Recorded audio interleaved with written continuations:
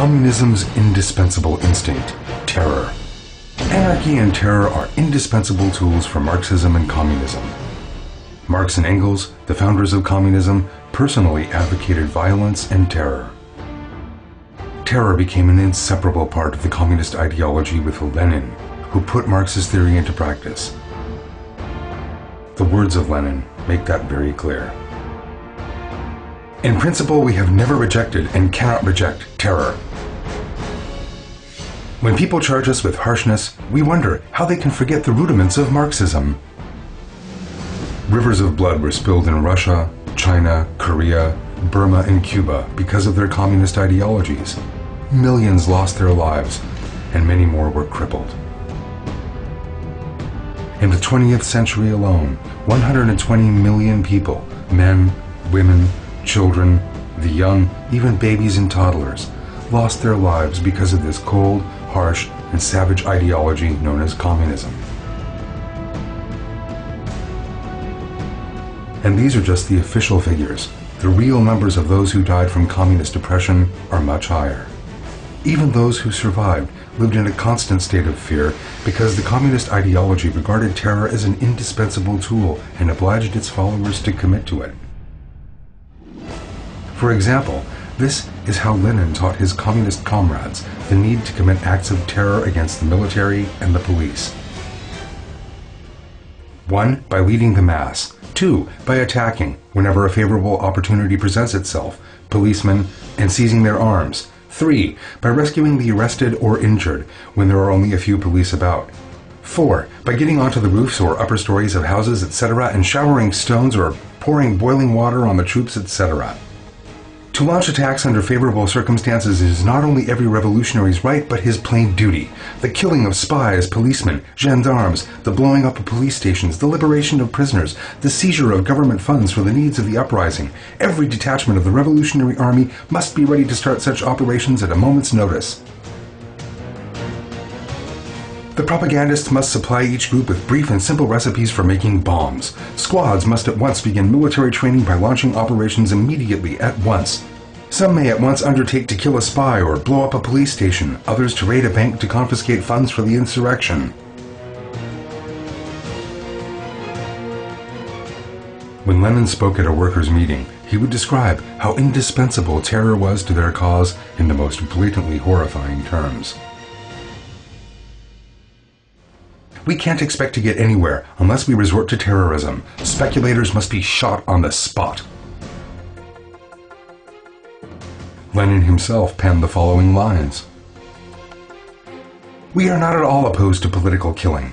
Only in direct, immediate connection with the mass movement can and must individual terrorist acts be of value. As we have seen, communism commands death and destruction, the inflicting of fear, alarm, and terror, and attacking and killing the troops and police officers of one's own country without so much as batting an eye. Under this system, human emotions such as compassion, pity, and conscience are annihilated. It expects people to behave as animals in the same way that a wild animal will fight to the death with members of its own species for food or territory.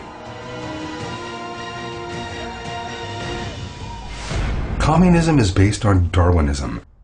And Darwinism teaches people that they are simply a kind of animal and that they must fight to survive in the same way that animals do. The urge to shed blood is quite clear when one looks at communist publications. In the Bolshevik newspaper, Krasnaya Gazeta, Lenin advocates the drowning of all of Russia in blood. We will turn our hearts into steel, which we will temper in the fire of suffering and the blood of fighters for freedom.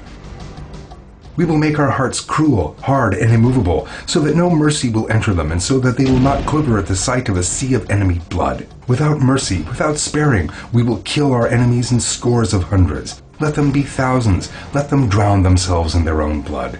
For the blood of Lenin and Urzitsky, Zinoviev and Volodarsky, let there be floods of the blood of the bourgeois, more blood as much as possible. The writings and statements of almost all communist leaders, not just Lenin, make it abundantly clear that terror is an inseparable element of the communist ideology. For example, Felix Dzerzhinsky, a communist leader of his era and the first chief of the notorious secret police, the Cheka, said this in an interview. "We stand for organized terror. There should be frankly admitted, terror is an absolute necessity during times of revolution." Trotsky, who was initially rejected by the Bolsheviks for not being sufficiently cruel and not seeking to shed blood in the same way as they did, also admitted there could be no communism without terror. But the revolution does require of the revolutionary class that it should attain its ends by all means at its disposal, if necessary by an armed rising, if required, by terrorism.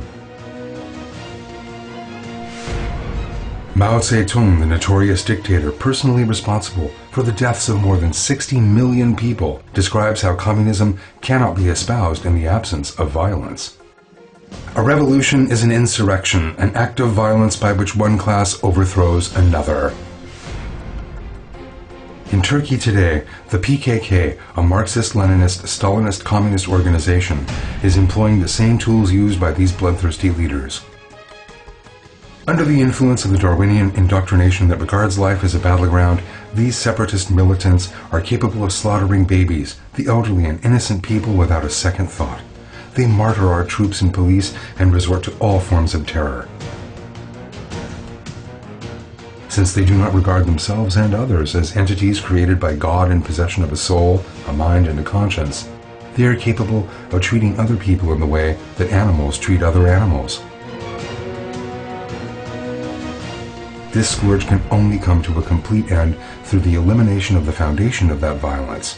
In other words, Darwinism. A wide-ranging dissemination of scientific, anti-communist, and anti-Darwinist information is essential against a communist separatist movement that gathers support through communist propaganda.